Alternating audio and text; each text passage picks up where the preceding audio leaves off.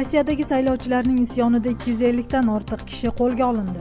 O'zbekistonda muhojirlar orttirilgan immun virusi tekshiruvdan o'tishlari shart. Endi O'zbekistonda tez yordam xizmati bepul ko'rsatiladi. Rossiya shaharlarida muxolifatchi Aleksey Navalniy uyushtirgan yurishlarda kamida 257 odam ushlandi.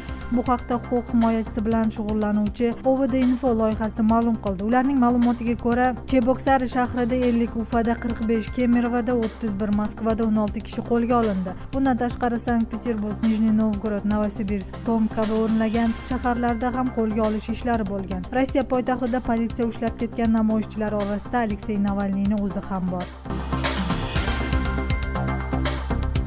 O'zbekiston prezidenti orttirilgan immun virusi infeksiyasi tarqalishiga qarshi choralarni kuchaytirish haqidagi hujjatni imzoladi. Asosiy ishlarning biri uzoq vaqtdan beri chet o'lkada yurgan fuqarolar bilan ishlash bo'lib sanaladi. Infeksiya tarqalishiga qarshi kurash bo'yicha davlat dasturi qabul qilindi. Hujjatda uning oldini olish, tashxis qo'yish hamda davolash sohalarida ilmiy tadqiqotlarni rivojlantirish va muvofiqlashtirish bo'yicha tizimli ishlarni olib borish, ilmiy va innovatsion tadqiqotlar natijalari sog'liqni saqlash amaliyotiga tatbiq etilishi ta'minlash belgilab qo'yilgan. Davlat dasturiga ko'ra, bemorlarga antiretrovirus preparatlarini sotib olish uchun mablag' ortadi. Kasallikni yuqtirganlar ijtimoiy himoyaga olinib, orttirilgan immun virusi kasalligi bor onalardan tug'ilgan bolalar quruq sut bilan ta'minlanadi. Mazkur kasallikni yuqtirib olishi mumkin deyilgan kishilar guruhiga mehnat muhojirlari va ularning oila a'zolari ham kiritilgan.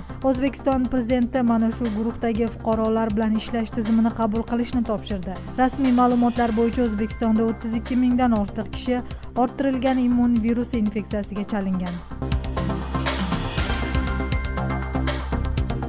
O'zbekiston prezidenti Mirziyoyevning yangi qaroriga ko'ra, barcha tibbiy tashkilotlarda ularning mulk shaklidan qat'iy nazar shoshilinch tibbiy yordam bepul ko'rsatiladi. Bugungi kunda O'zbekistonda mazkur tarmoqda bir qancha jiddiy muammolar borligi aytib kelinadi. Masalan, fuqarolar tez yordam ko'rsatish uchun kelgan xodimlarda kerakli dorilar yo'q bo'lib, dorixonalarga borib o'z mablag'i evaziga sotib olgan holatlardan arzlanishadi. Bundan tashqari, tez yordam xizmati chaqirgan joyga kechikib borishiga bog'liq muammolar ham bor. Yangi hujjatga ko'ra, tibbiy tashkilotlarni og'ir ahvoldagi bemorlarga yordam berishdan bosh tortishi taqiqlanadi. Toshkentdagi va hududlardagi tibbiy yordam stansiyalarining bazasida uzluksiz ishlaydigan umumiy dispetcherlik kol markazlari ochiladi.